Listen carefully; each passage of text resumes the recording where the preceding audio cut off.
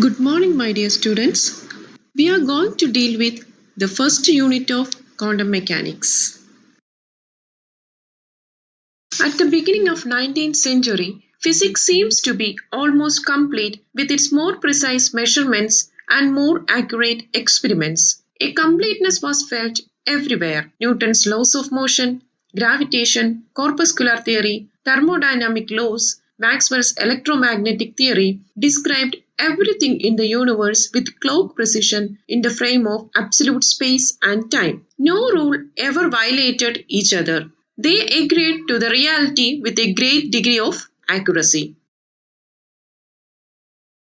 According to Newton's corpuscular theory, light consists of particles called corpuscles which travels in straight line. But this corpuscular theory failed in explaining phenomena such as interference, diffraction, polarization, etc. At this time, Huygens came up with wave theory, in which he proposed a hypothetical elastic medium called ether through which light propagates as medium.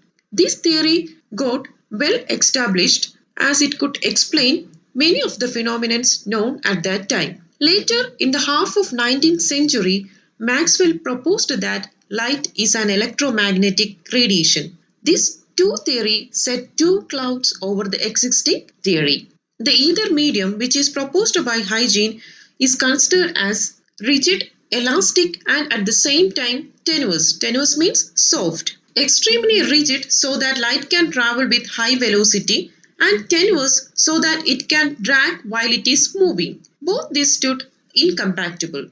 So, both corpuscular theory and wave theory failed.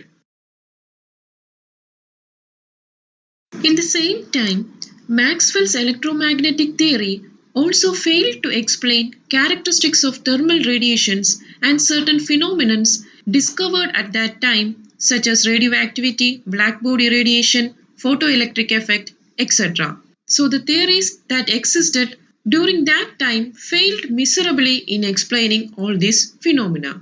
Also, the major finding of Albert Einstein, the theory of relativity, showed that there is no either, no absolute space or time, no conservation rules, and nothing can travel faster than light, marked the end of all these laws. This confusion led to the emergence of quantum mechanics. In quantum mechanics, all things are treated as both particles and waves simultaneously. Accuracy in measurements was replaced by probability and uncertainty. These two theories revolutionized the world of physics and divided it into two domains. All theories derived from relativity and quantum mechanics are termed as modern physics, and all other theories before are grouped as classical physics.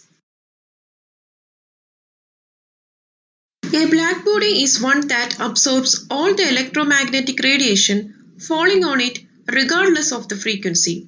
Since a body at constant temperature is in thermal equilibrium with its surrounding, black body must absorb energy in the same rate as it emits energy. A good example of a black body is a cavity with a small hole in it. Any light entering the black body cavity through this hole is trapped inside by reflection back and forth until it is absorbed.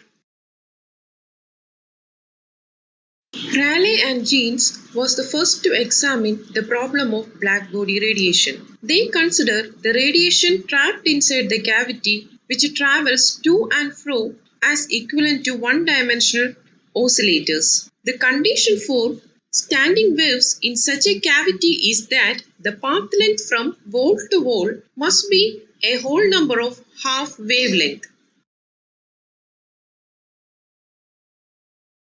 The number of standing waves or oscillator per unit volume in the frequency range nu and nu plus d nu is given by 8 pi nu square by c cube into d nu.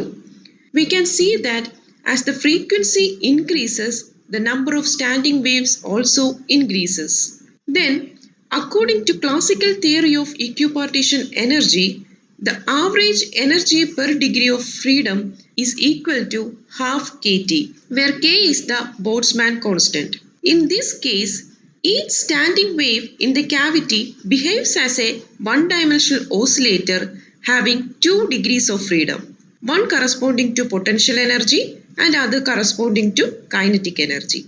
Thus, the average energy is given by half kT into degrees of freedom, that is half kT into 2 equal to kT. Thus, energy density U nu d nu is given by number of standing waves into average energy, that is G nu d nu into E, which is equal to 8 pi kT nu square by C cube into d nu. This is Rayleigh-Jean's formulae, which contains everything that classical mechanics can say about blackbody radiation. But this formula failed at high frequency region. As frequency increases, the formula predicts the energy density should increase as nu square. In the limit of infinitely high frequency, the energy density should also go to infinity. In reality, the energy density falls to zero as nu tends to infinity. This mismatch appeared to begin from ultraviolet region. Hence, it is termed as ultraviolet catastrophe. The plot shows the observed spectrum of a black body. As the frequency increases, we can see that Rayleigh-Jean's curve goes to infinity, predicting infinite number of modes allowed inside the cavity. This disagreement of Rayleigh-Jean's formula with observed behavior stood unexplained in classical mechanics. Next is Wien's displacement law. This law also tried to explain blackbody spectrum, but Wien's law was in good agreement with experimental results at high frequency region only.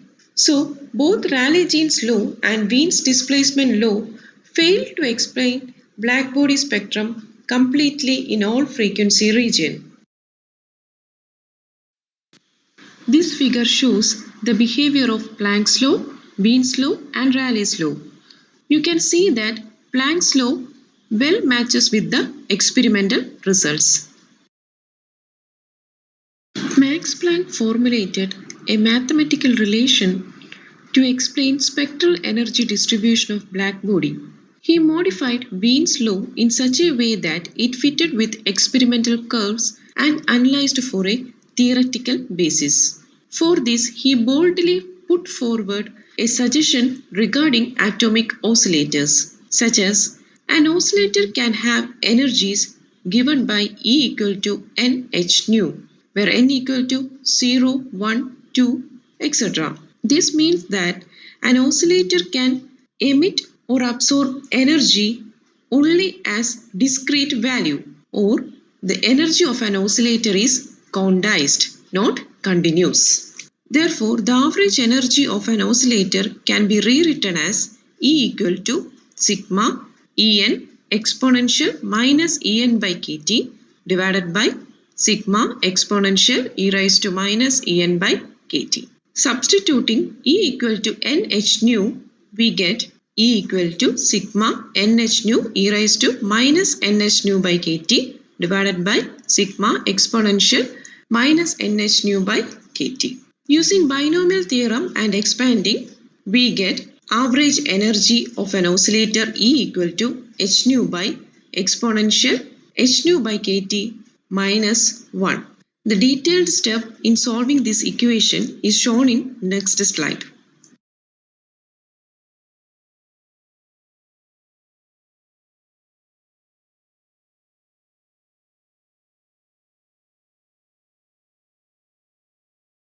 On substituting this expression for average energy, the energy density is given by U nu d nu equal to 8 pi h nu cube by c cube into 1 by e raised to h nu by kT minus 1 into d nu.